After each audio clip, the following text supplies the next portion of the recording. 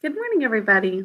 We are taking a little break from Princess and the Goblin today, and actually every Friday for the month of January. We're going to be reading a portion of a classic story called the Aeneid. Now, this is one of the most famous Roman stories. It is fiction. It's part of their mythology, but it's a really much longer epic story that you might see some similarities to Sinbad, which we read early on this year. There's also a lot in common with two classic Greek stories called the Odyssey and the Iliad.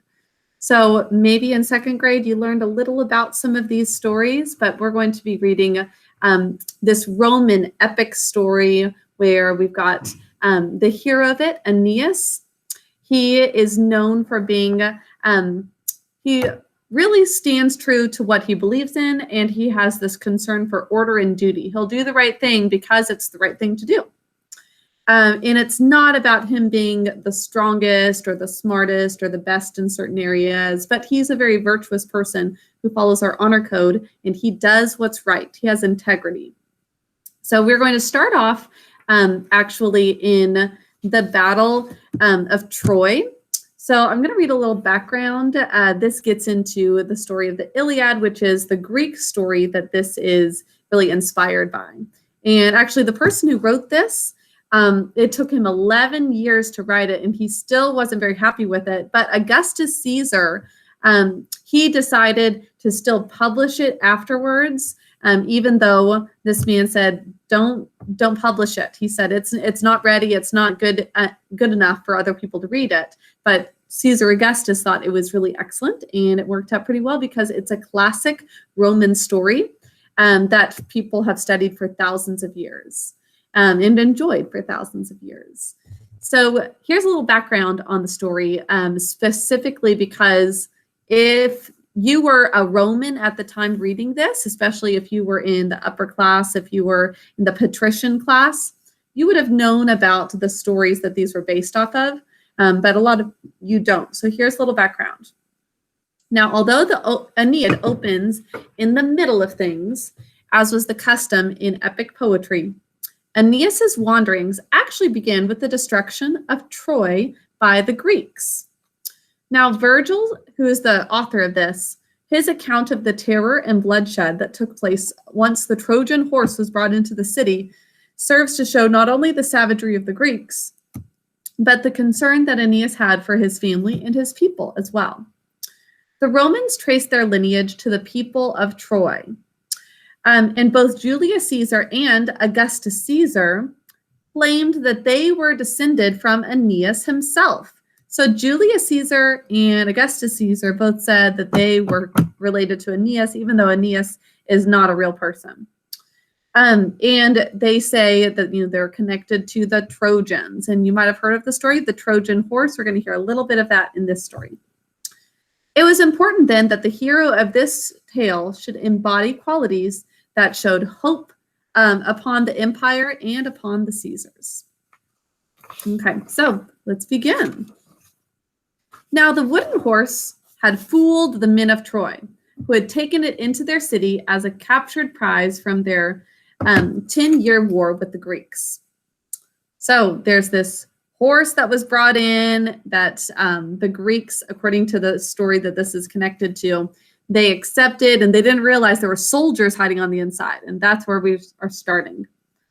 Now, while the Trojans slept after their wild celebrations that the night, they were hiding in this Trojan horse, and they came and they got into the gates of Greece, into the city that they were going into, and they're all celebrating.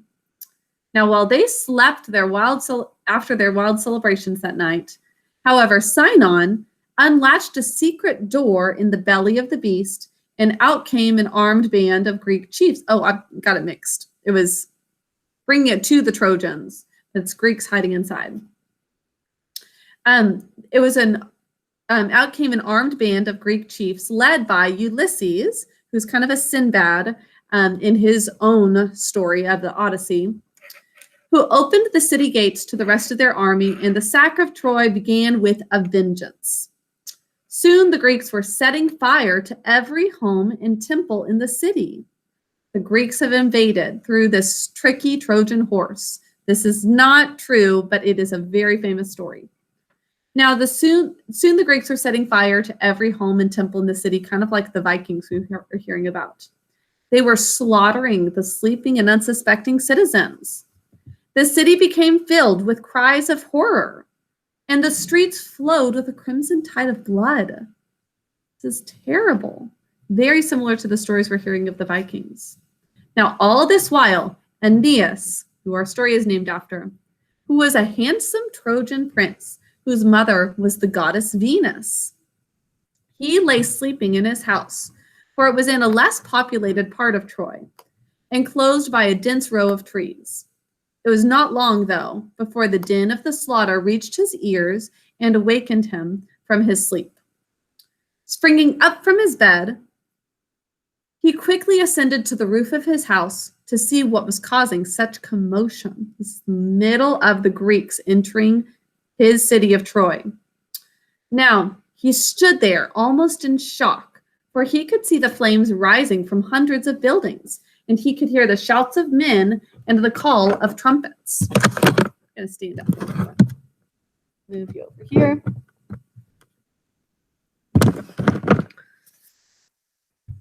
Now, seizing his armor, he rushed out into the streets, shouting to his neighbors who were still asleep to arm themselves and follow him. He is a leader. He was soon joined by a frenzied band of comrades, and together they rushed toward the place where the din of the combat was the loudest. Aeneas assumed that the hated Greeks had somehow gained entrance to the city. She's correct. And he was determined to make them pay a dear price for their treachery. Now, around him burst the flames of burning buildings, while the shrieks of the dying pierced the very skies. No words can describe the scenes of terror and confusion, or the strife and carnage of that fateful night. Not just the Trojans, but many Greek heroes as well perished in the bloody conflict. In the midst of the fighting, Aeneas and his companions heard a shriek and looked up, and looking up they saw Cassandra, the young daughter of King Priam, being torn away from the temple where she had sought refuge, which is a reference to the story from before. Being torn away from the temple where she had sought refuge, with her eyes raised to heaven, she was dragged through the streets by cords that bound her tender hands.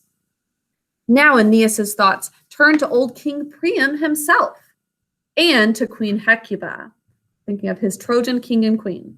For surely the Greeks would be at their palace by now. He hurried to the palace gate, which had already been broken down, and on to the king's bedchamber. But the Greeks had been there too, especially young Pyrrhus, the son of Achilles, who was bent on avenging the death of his father. These are all Greeks we're talking about. Now,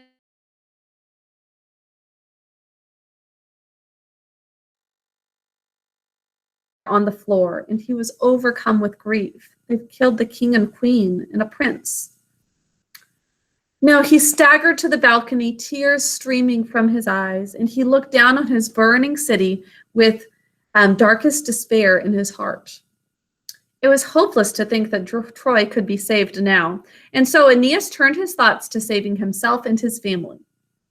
His mind raced with anxiety about the fate of his aged father, Anchises, is the way we say it, and his wife Creusa, who had been left at home with his little son Ascanius. Had the Greeks already slain them too and flung their bodies into the flames? He hurried back toward that part of the city where he had left them only a few hours ago, and hope of escape revived in his breast when he found that the area was not in flames.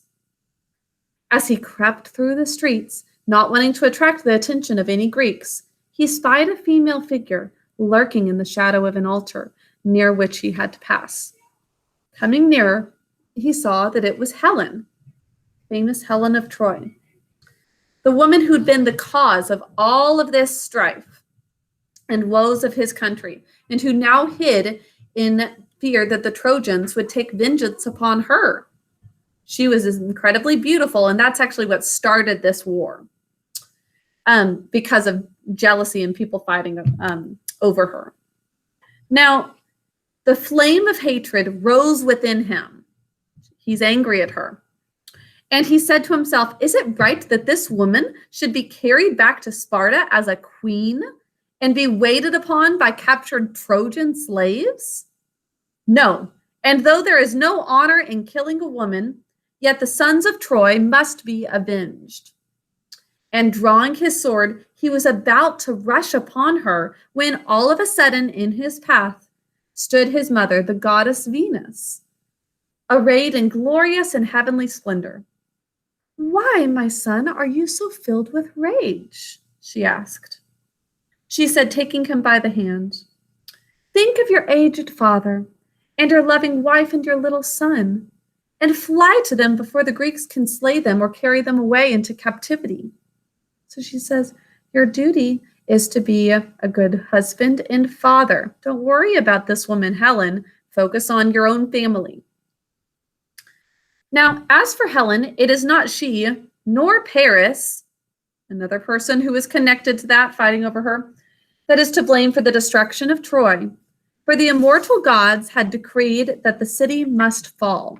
So she's saying, I know you want to blame one of these people, but it was always going to happen. The gods declared that there would be this war and that people would invade Troy. Now, therefore, my son, make haste to those who are dear to you, and fear not, for I will stand by you in every danger. And in so saying, she vanished into the shadows of the night.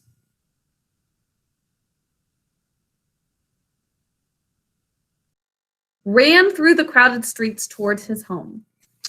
When he arrived, he gave thanks to Venus that his family was still alive, and he announced to them all that there was no hope of saving Troy, and that their only chance was to flee up into the mountains.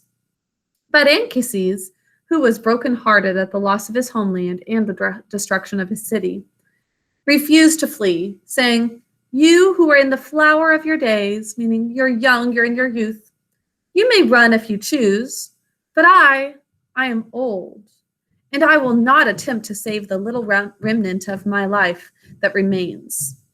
If the gods had wished me to live any longer, they would have spared this city, which has been my only home. Nope, here I will stay, and here will I die by my own hand before I allow my life to be taken by any Greek. So he's saying, I have lived a long life. I want to die here, and I don't want the Greeks to kill me. So he's going to end his own life. At these words, both Aeneas and Creusa burst forth into tears, and they pleaded with Anchises to flee with them. But their appeals were in vain. Seeing that his father's mind was made up, Aeneas said to him, can you, father, expect that I would ever leave you behind? If you are determined to stay, then so shall we all, and we shall all perish here together as a family. Then Anchises, who wished no harm to come to anyone on his account, he raised his eyes to heaven and, stretching out his arms, uttered a prayer to Jove. Just a minute, let me check who Jove is in this.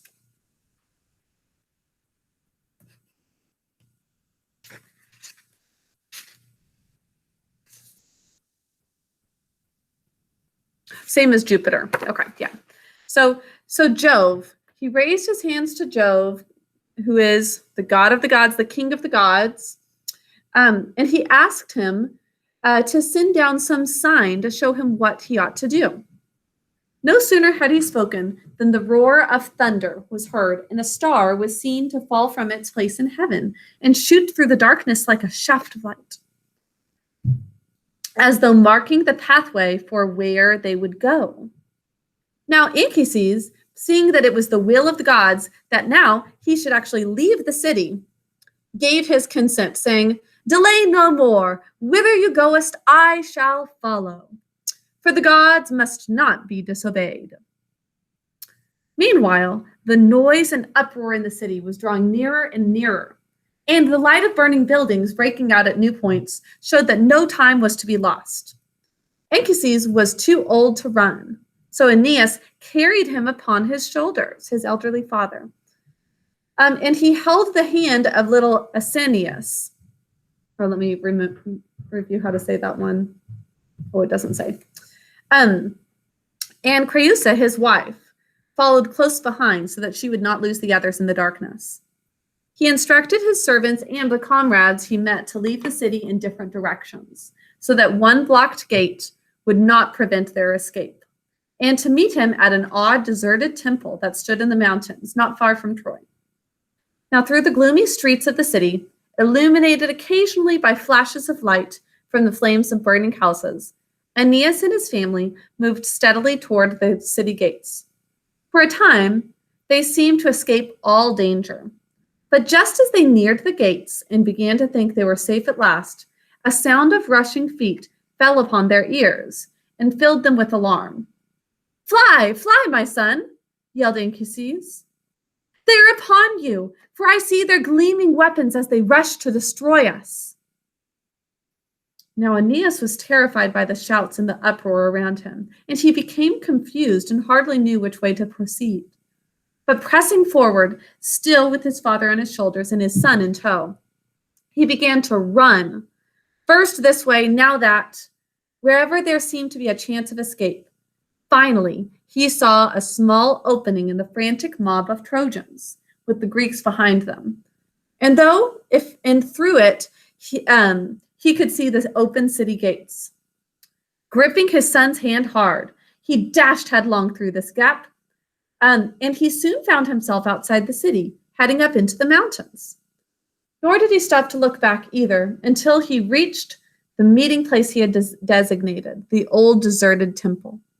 Then, lifting his father from his shoulders, he placed him on the ground and turned to embrace his wife. But she was nowhere to be seen. Whether she had gotten separated in the confusion at the gate, or whether she had become weary along the way and had stopped to rest, no one could say. Almost frantic with grief at the loss of his wife, Aeneas hid his father and son away in a small cave near the temple.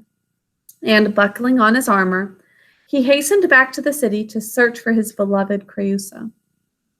He found the gate through which he had just passed, and re-entering the city, he began to retrace, as well as he could with only the light of the flames to guide him, the path of his escape.